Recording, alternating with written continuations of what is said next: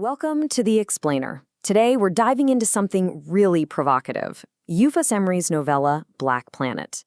Now, this thing is a raw, totally unfiltered look at what digital life was like way back in the early 2000s. You know, this one line from the preface, it just perfectly sets the stage for everything.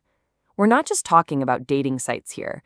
This is a deep dive into who we are, what we want, and the kinds of masks we all put on when we're online. So, let's get into the story. It all kicks off with our main character, Euftis. And let me tell you, this is a guy whose entire world has just been completely flipped on its head. So you've got this guy, right? It's 2003. He's freshly separated. He's got 3 daughters he's sharing custody of. He's literally rebuilding his life from the ground up. He's a consultant, a dad, and he's just, trying to keep it all together. And it's the super normal, kind of relatable backdrop that makes his jump into this wild digital world so fascinating. So how does it all begin? Well, it's something totally random. A Saturday morning trip to CompUSA with his kids. And that's where he meets her, this confident, kind of mysterious woman named Mia. She starts the conversation. They have a professional lunch that very quickly gets, very personal. And just like that, this one little encounter kicks off a whole chain reaction that pulls him into a reality he never could have imagined. So as Euftis is trying to figure Mia out, she points him toward this digital rabbit hole, and he has to follow her down it. It's a place that is going to completely shred and then redefine everything he thought he knew about human connection. Right. So what is this place? This is the central question, the one that unlocks the entire novella. Okay, so Black Planet. It's an online dating site for Black people. But the book describes it as a virtual ecosystem. And that's so important. It's not just a website, It's its own world, a new social landscape built on usernames and profile pics, with its own culture, its own set of rules, and its own language for desire. This is the moment. Mia gives him this simple instruction. Go to BP. My username is sexy redhead. Bam. That's the key. She's literally inviting him to step across the line, to leave the real world behind and enter her world, where she isn't Mia, she's sexy redhead. So now he's in. He's exploring this new world. And what he finds out pretty fast is that you don't just, meet people on Black Planet. No. Every single interaction is a kind of test. And each one peels back another layer, revealing something new and, frankly, challenging about desire. Take Coco, for instance.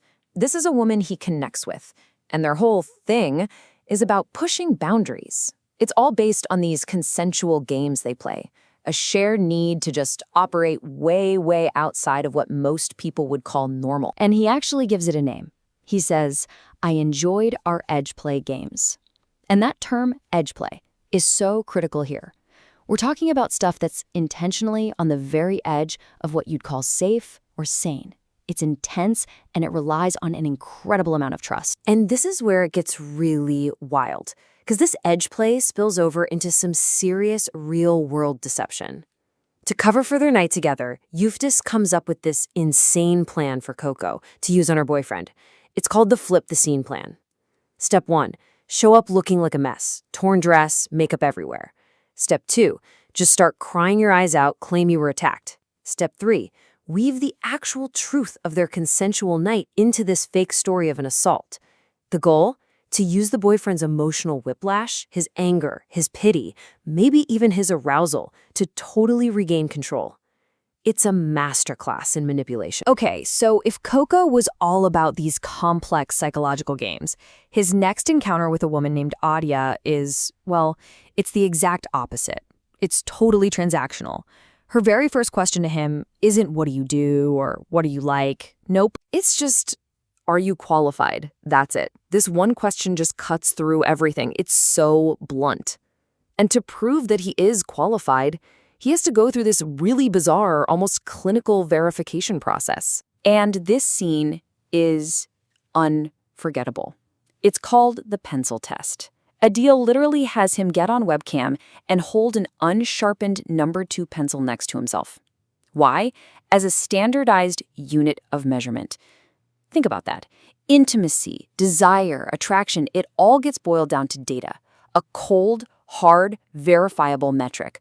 All the romance, all the mystery, gone. So after exploring all these different corners of Black Planet, the journey brings Euftis right back to where he started, a direct confrontation with Mia.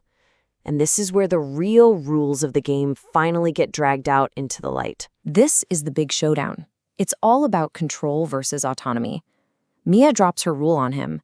I have 3 friends I have sex with. You can be there, but you can't touch any of them. It's a total power move. But Euftis, he's not having it. He fires right back. If she's going to be with other women, then he's going to be with other women. He even brings up one of his own partners saying, she is my eternal lover. We still fucking. He's demanding total equality. And in that moment, it just clicks. This whole time, he thought they were building something. But no. He shouts it at her. You're looking for a cuckold. I ain't the one, bitch. He finally realizes she doesn't want a partner. She wants a prop, a guy to be her boyfriend in public, while she does whatever she wants in private, holding all the cards. He was never meant to be an equal player in the game. So, okay, we've been through this whole journey, this trip through the digital looking glass. What does it all add up to? What's the big takeaway here? Well, let's go back to that preface again because it really sums it up perfectly. This is a story about digital masks, emotional hunger, the strange tenderness of erotic power, and how we all try to navigate love and lust and validation online. All the explicit stuff, it's not just there for shock. It's a way to get at these really deep, really human needs that the internet just puts under a microscope. So, when you boil it all down, what have we got? First, these digital masks we all create, personas that can be so different from who we are in real life. Second, the idea that intimacy is often this negotiation of power, of control and submission. Third, that under all the lust, there's this deep, deep hunger to just be seen, to be validated. And finally, the internet becomes this space where you can explore taboo desires and totally reinvent yourself.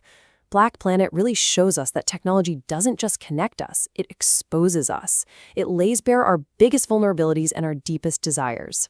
And the whole novella ends by turning the camera back on us, the readers. It leaves us with this one simple question. It's not just an ending. It's a direct challenge. It's asking you to think about your own online life, your own digital masks. It's asking you to consider, who do you become when that screen lights up?